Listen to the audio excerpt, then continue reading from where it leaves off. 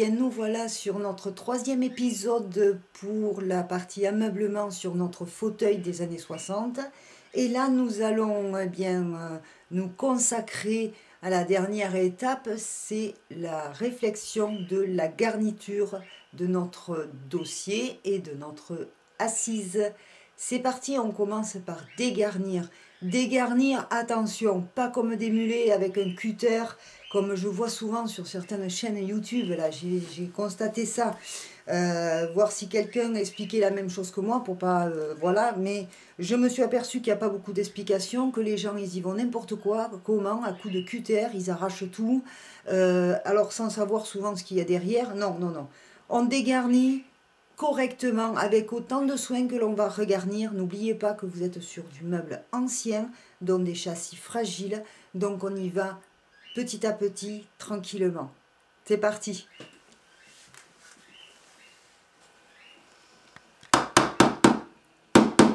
Alors là, je commence par enlever le fameux liseré en plastique. Et je vais, qui est agrafé, et je vais tranquillement. Ça paraît, ça fait du bruit comme ça, mais chez les tapissiers, il y a toujours eu du bruit. Je vais tranquillement dégarnir, agrafe par agrafe, ce vieux passe-poil en plastique. Et ensuite, je m'attaquerai au tissu. De la même façon.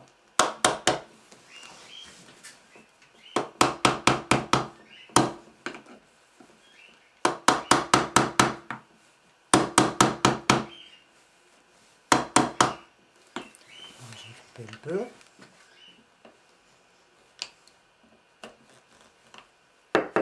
Voilà, alors là, je termine d'enlever les agrafes qui tenaient ce fameux passe-poil en plastique.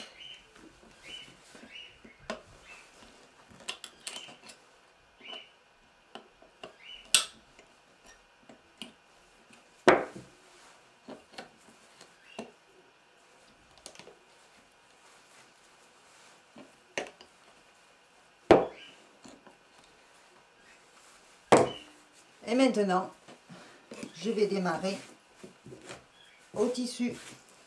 On nettoiera tout ça après.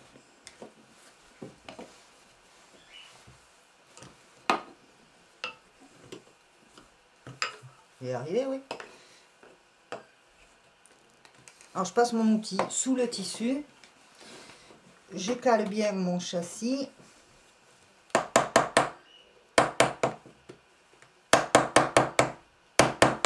Et on vient décoller l'agrafe.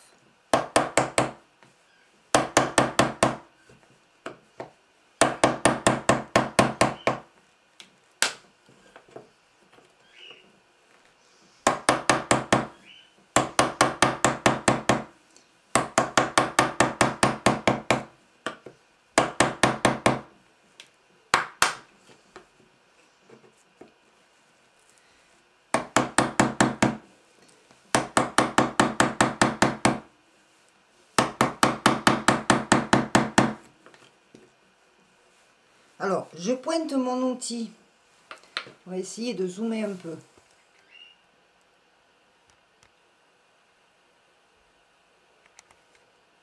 Je vous en montrer une.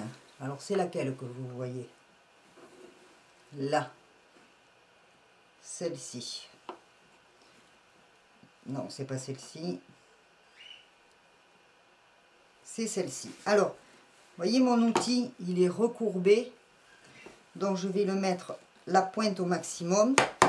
Et à mesure que je la plante, enfin que je tape, je bouge mon outil de façon à faire glisser. Ça ne gagne pas à tous les coups. Voilà, je fais glisser dessous et hop, j'arrache l'agrafe. Ainsi de suite. On continue.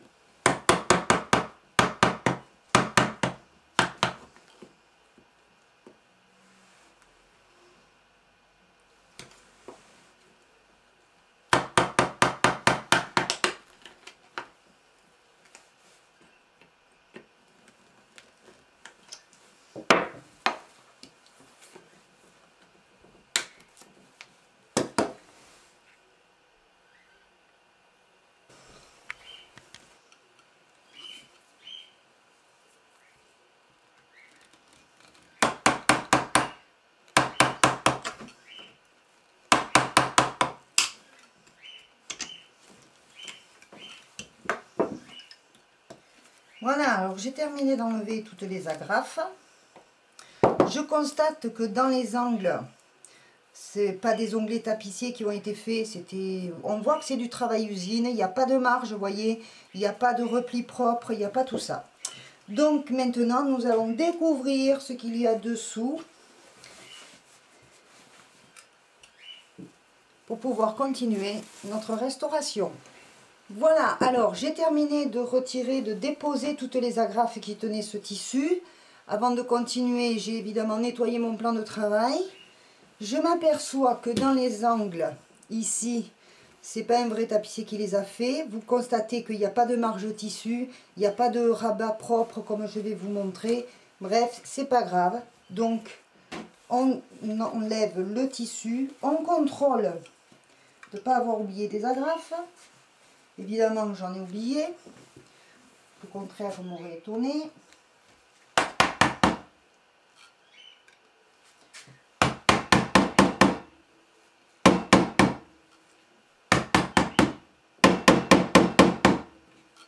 Alors là, on donne l'impression d'être brutal avec le châssis. Sauf que le châssis, lui... Bon, tu viens, toi? Le châssis, lui, il est prévu dans un bois et de façon à pouvoir supporter le travail et la traction du tapissier. Voilà, alors j'enlève le tissu. Je vais contrôler maintenant qu'il n'y ait pas, au pire on passera un coup de papier vert, qu'il n'y ait pas de bout d'agrafe qui soit resté. Sinon, je les enlève. Si on ne peut pas les enlever, on donne un coup de marteau. Là, je pense que je passerai un coup de papier vert parce qu'il y a le trou de la vis là qui n'est pas super. Donc, on essaie de faire son bois le plus propre possible. Voilà, j'enlève les bouts qui restent dans la mesure du possible. Si ça l'est pas, un petit coup de marteau pour faire propre. On verra ça après. Alors, je le retourne. J'enlève le tissu abîmé. Délicatement. Nous avons ici une feutrine. On va la retirer, elle est assez épaisse et en bon état. Donc, on la retire. Alors, vous constatez que elle est posée comme ça. Je la retire dans ce sens et je la réserve comme ceci. Je l'ai retirée, je la réserve comme ceci. Là, nous avons une toile jute. Très près derrière, il y a les lames ressorts. Mais il faut que je m'assure à savoir s'il y a du crin ou pas. Je n'en suis pas sûre. Donc, il va falloir que je voie si je défais cette toile jute ou pas. Est-ce que ça en vaut la peine?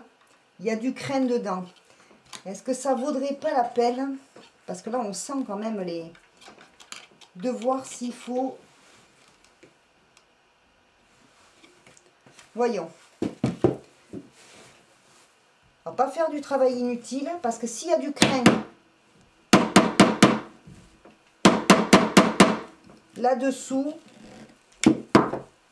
ça vaut le pet de le regarder un peu. Et moi, ça me donne l'occasion de vous montrer un peu ce que c'est. Alors, il y a des plis faits et refaits, ce que je n'aime pas du tout.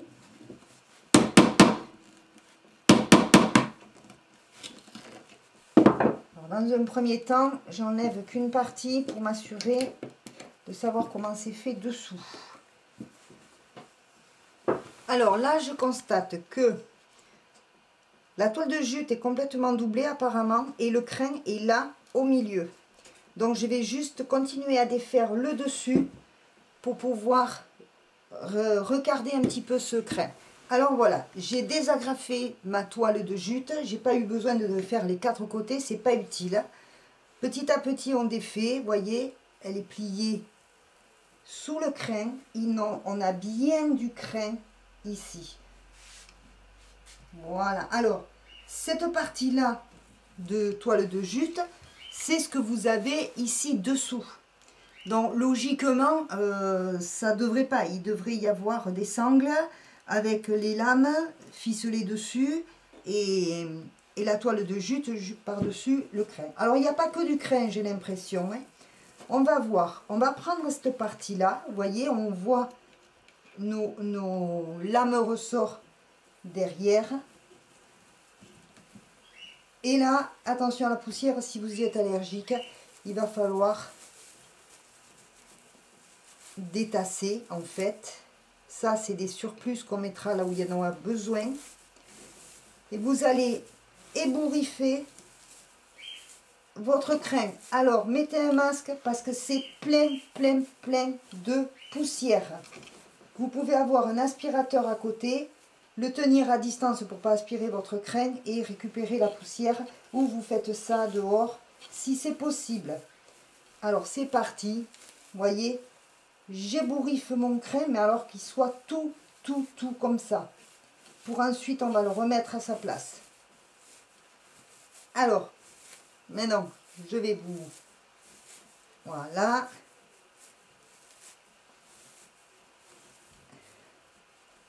On récupère, s'il y a des morceaux comme ça, vous les récupérez parce que ça vous sera utile.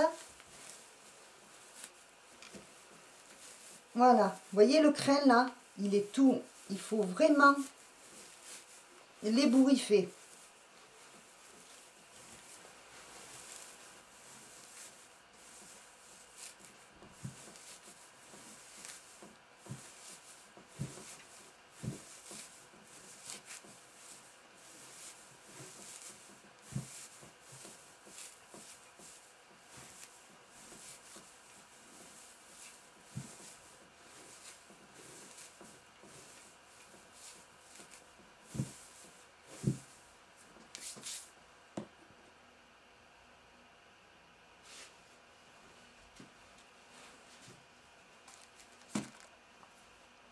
Alors, maintenant, nous allons prendre de la ficelle. Bon, là, en l'occurrence, moi, je fais avec la ficelle à rôti. Donc, il nous faut, dont l'assise, le devant est face à moi, toujours.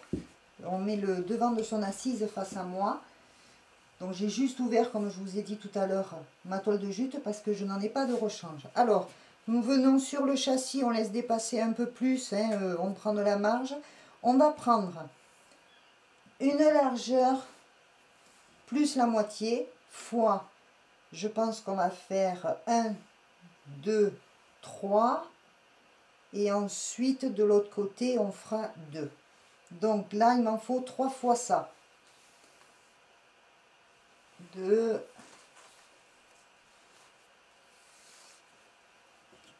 Et 3.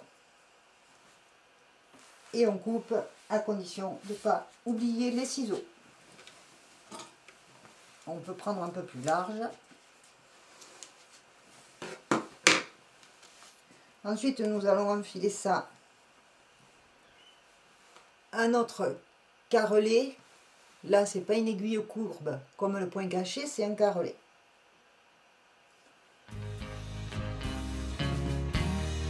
Je sais pas même si je vais pas couper.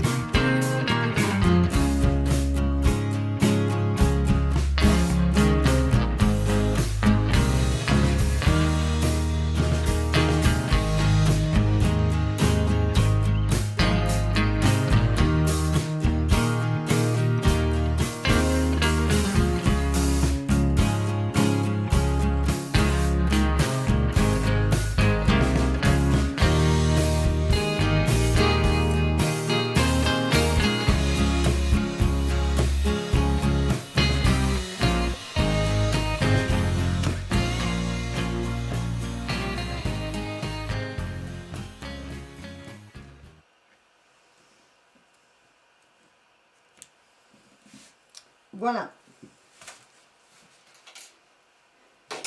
Mes lacets sont posés. Maintenant, j'ai mon crin. Je vais prendre des petites pelotes comme ça, bien cardées. C'est très important. Et on va les placer sous les lacets.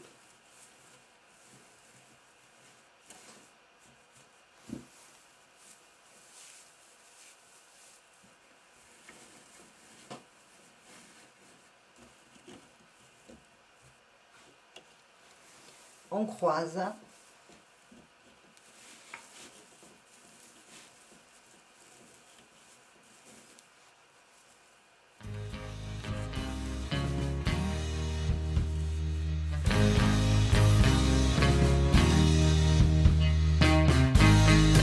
Faire attention à ne pas casser lacets trop vaches.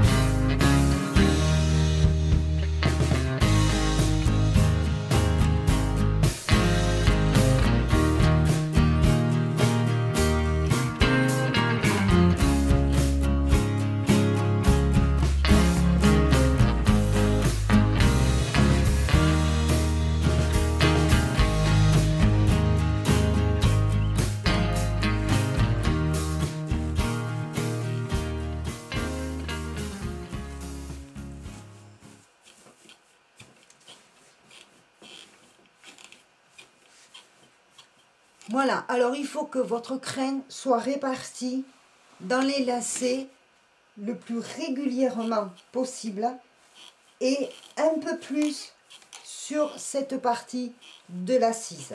Il est important que le crin soit bien dans ses lacets. Maintenant, nous allons pouvoir rabattre notre toile de jute et la refixer. Évidemment, elle ne va pas prendre le même emplacement. Donc, il faut bien remettre tout ça. Donc maintenant, j'avais mal appuyé sur le bouton. Donc sur mon crin, je rabats ma toile de jute que l'on va fixer à la graffeuse comme elle l'était au départ. Alors vous commencez par tendre un côté. Là j'ai tendu celui-là. Je viens en face. Je replie et on régularise petit à petit.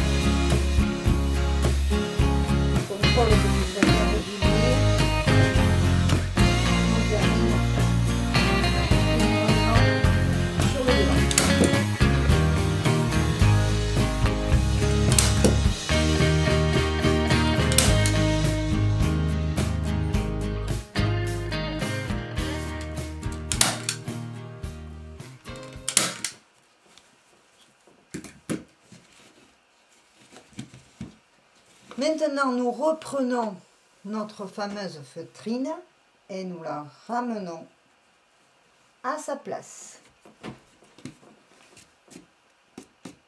Maintenant, les morceaux de crin qui dépassent, on les coupe.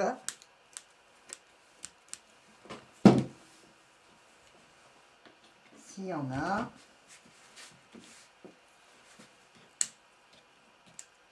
Ça pourrait vous gêner. On nettoie son plan de travail et on continue. Alors maintenant, comme en règle générale, on ne pose jamais un tissu déco directement sur la garniture. On pose, moi j'ai pris un tissu qui correspondait, on y pose la toile fine qu'on appelle, la finette, ou la toile blanche tout simplement, pour que le tissu soit sur quelque chose de propre et correct. Alors nous, c'est comme notre dossier, c'est fait par-dessous, donc nous allons continuer dans le même sens. Il nous faut des grandes épingles.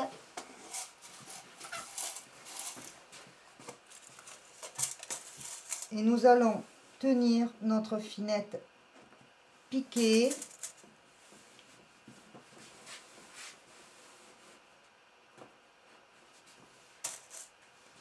Alors sur les gros sièges, on fait avec ce qu'on appelle des ramponneaux. Moi je fais avec des grandes épingles là parce que c'est juste pour qu'elle ne bouge pas le temps que je la retourne et ensuite on va pouvoir travailler à mesure.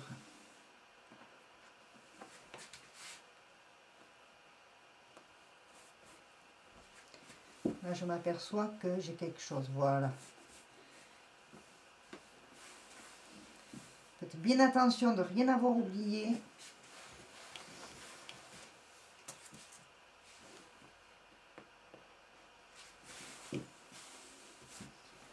Donc là, elle est semi-tendue. Je retourne mon travail et nous allons pouvoir commencer sérieusement à travailler.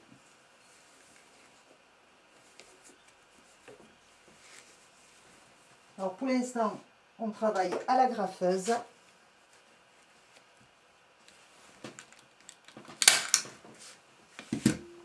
On vient en face, on tire. On fait l'autre angle, on tire un peu.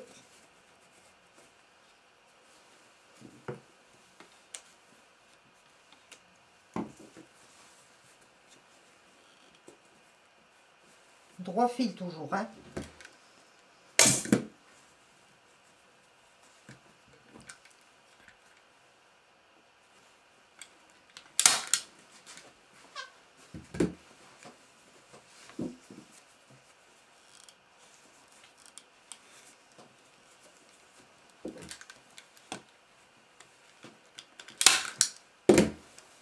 Quand on a posé nos axes, on contrôle que tout aille bien.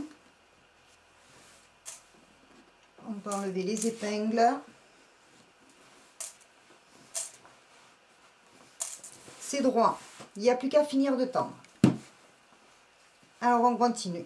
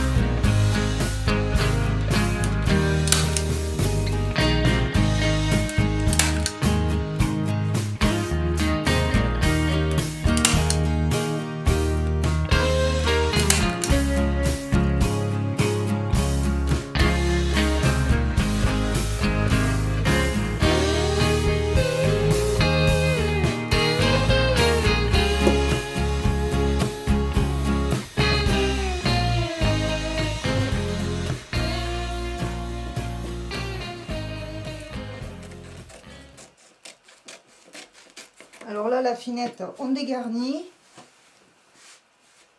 Sinon, ça va nous gêner.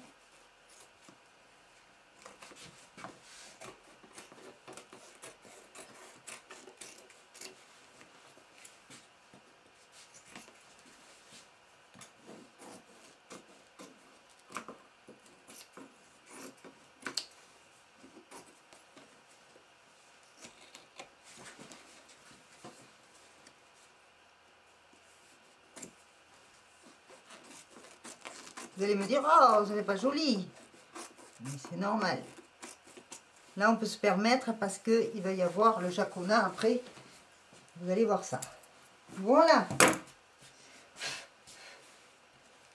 On peut fignoler en propreté ensuite, s'il le faut. Là où ça manque.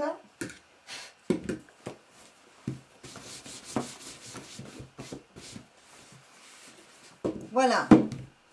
Là, notre assise est prête à recevoir son tissu.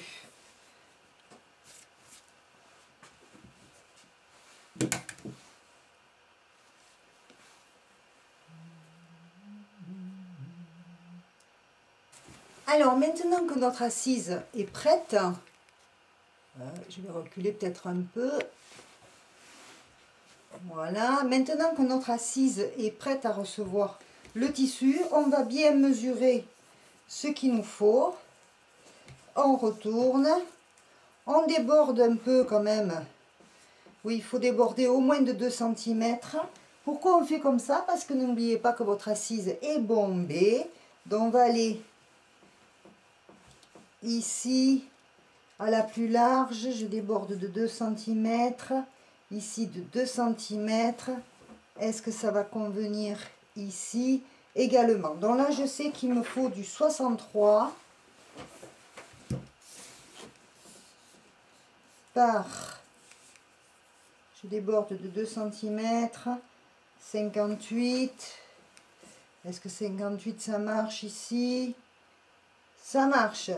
Donc j'ai dit 58 par, ça y est, j'ai oublié. Notez à mesure. 58 par, allez, 63, c'est ça.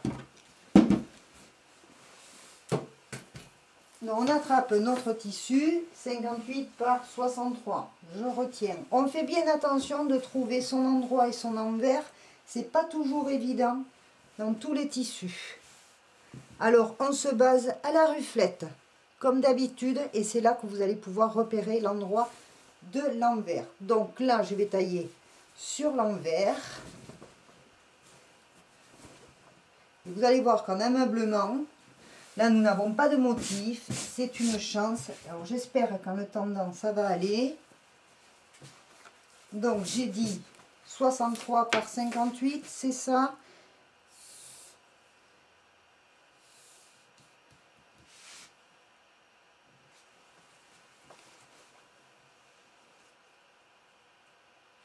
Ouais. On va faire comme... Non.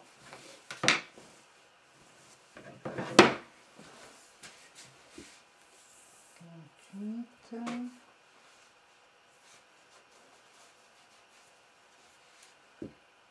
va même faire plus large.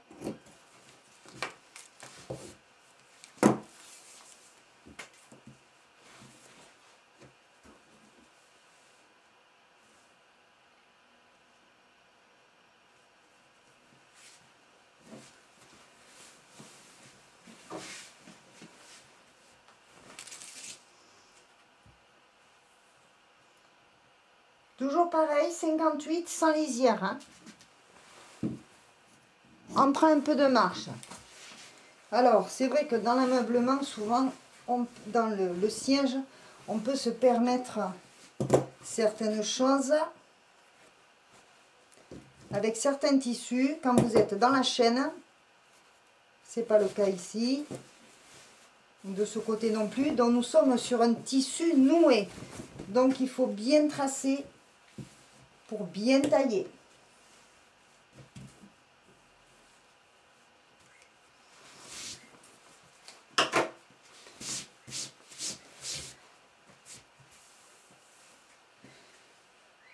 Alors là, je suis sur une table très droite et comme en siège, ça ne fonctionne pas tout à fait comme en ameublement.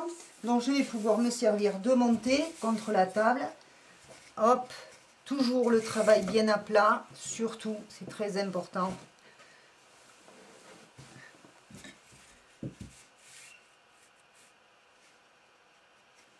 Travail et tissu bien à plat.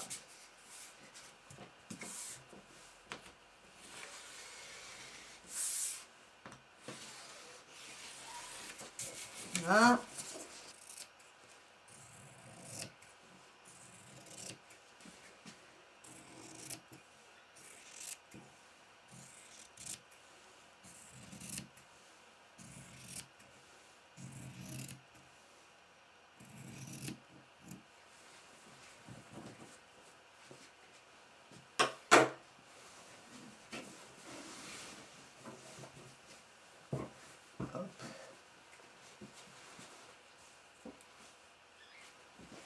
On reprend notre assise, on repère l'endroit du tissu, comme tout à l'heure, on vient se poser.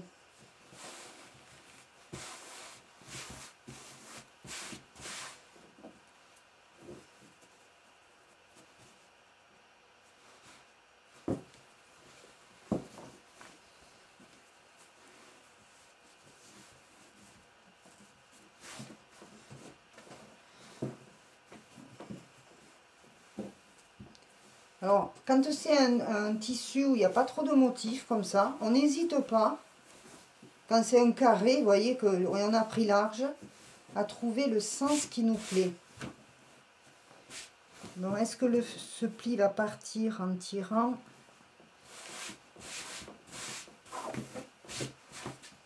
Allez, il y a un pli dans le tissu, il faudrait presque aller le repasser avant, mais je verrai après. Donc, vous voyez, j'ai compté large, c'est normal. On reprend nos petites épingles.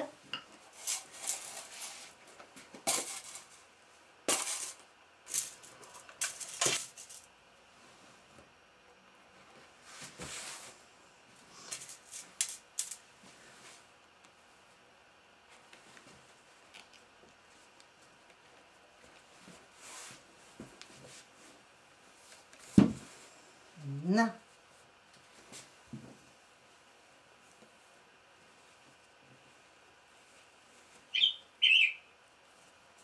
Alors là, on va travailler d'abord avec des agrafes, parce qu'ensuite, nous allons faire un retour propre, le fameux passe-poil que nous allons refaire, nous verrons ça ensuite.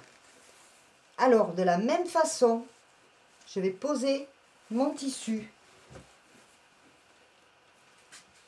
de la même façon que ma finette. Si je retrouve mon agrafeuse, elle est où? J'ai perdu mon agrafeuse.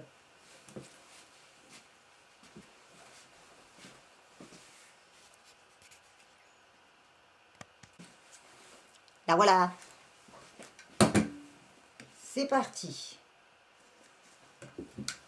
Alors là, on se met au milieu du châssis. Là, on n'est pas avec la finette. On tire un peu, mais pas trop.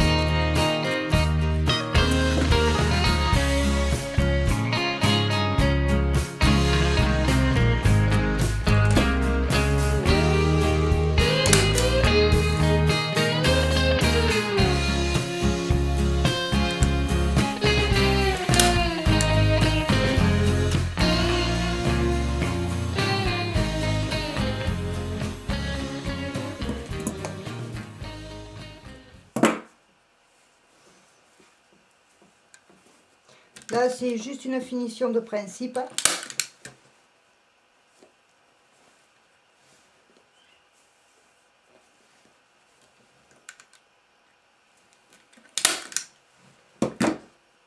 Voilà, alors là, on a posé notre tissu. Il est bien tendu partout, super. Sauf que nous n'avons pas fini. Rappelez-vous ce fameux liseré, on va prendre le dossier comme exemple. Ce fameux liseré en plastique là, hein, que je vais retirer là aussi. Nous allons en faire un autre. Et pour ça, un petit tour en machine. À de suite. Alors, pour faire un passepoil, nous allons changer de pied de biche. Nous allons prendre un pied de biche qui ressemble à celui que nous avons utilisé pour la fermeture à glissière, sauf que celui-ci, si on le retourne, là, il y a une encoche où on va pouvoir poser notre passepoil dessus et ça va piquer au plus près. On y va. Alors, j'essaie de bien tenir. Alors, l'idéal, c'est de pouvoir... On va installer le pied de biche, tant qu'à faire. C'est mieux. Voilà, moi, c'est le seul que j'ai, comme ça. On essaie de bloquer à la main ou à la machine son passepoil à l'extrémité pour qu'il ne bouge plus. On met ses fils comme il faut. Je vous cache.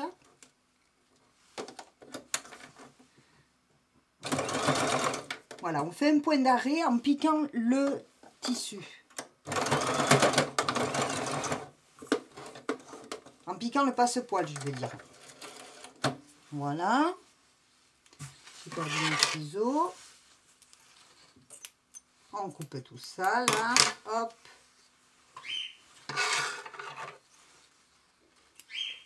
Oui, entendez Coco et Chanel. Alors maintenant, on va positionner son passepoil. Les fils de la machine du bon côté.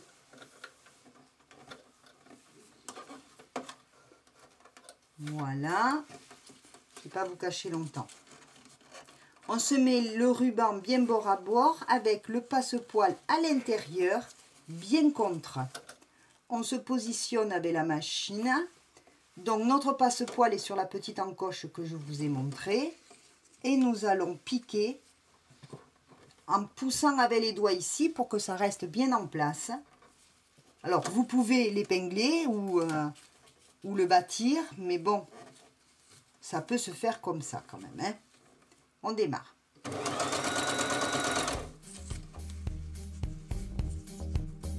On se rabat, on met bien.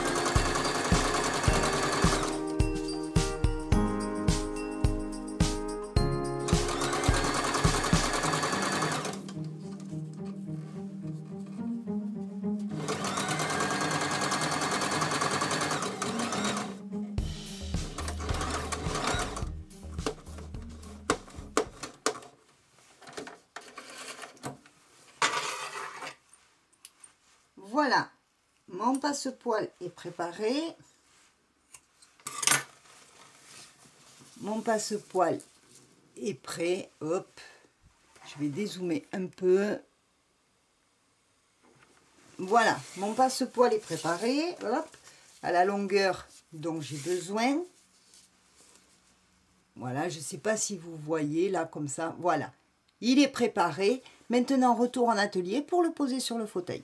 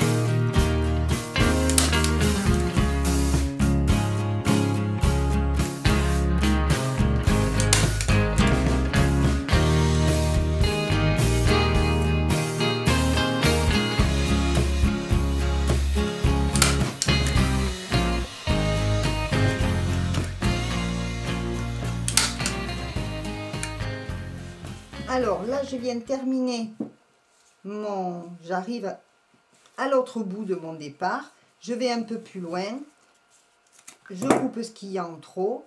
Je vais dégarnir. J'attrape mon passepoil. Je vais dégarnir jusque là où il faut.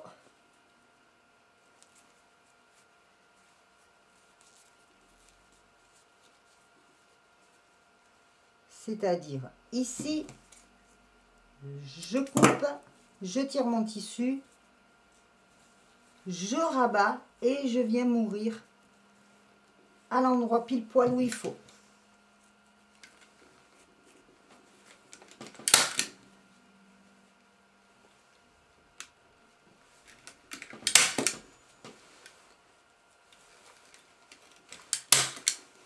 Quand une agrafe n'est pas complètement enfoncée,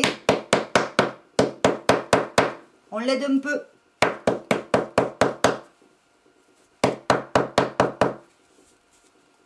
Il peut y avoir aussi des épaisseurs de tissu.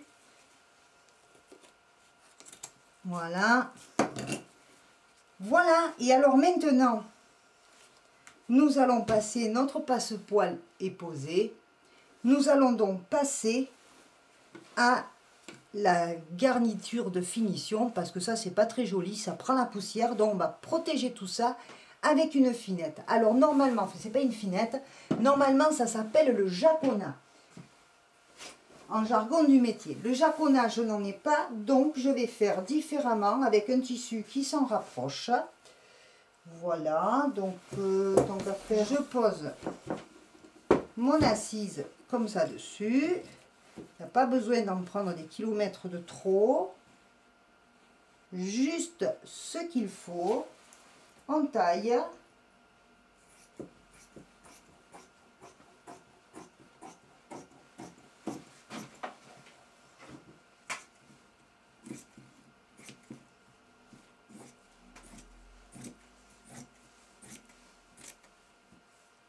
Voilà.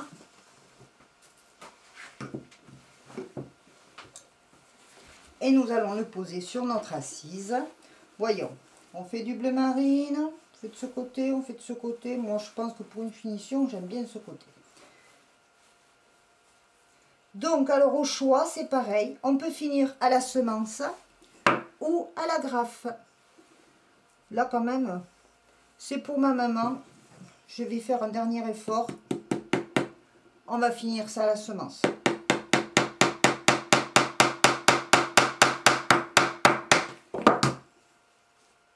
Voilà, on passe les 3.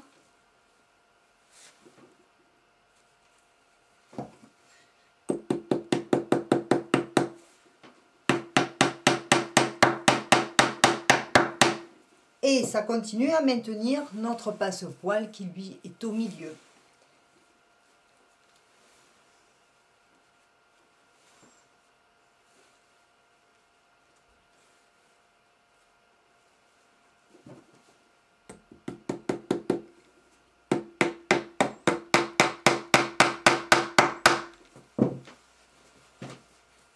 Je viens en face.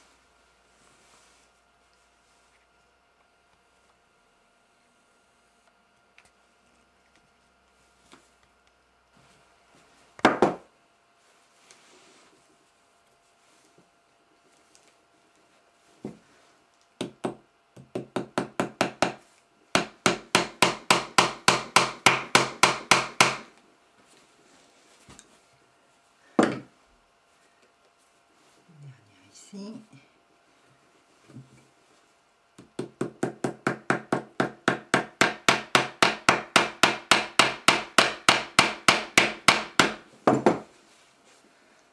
Et voilà.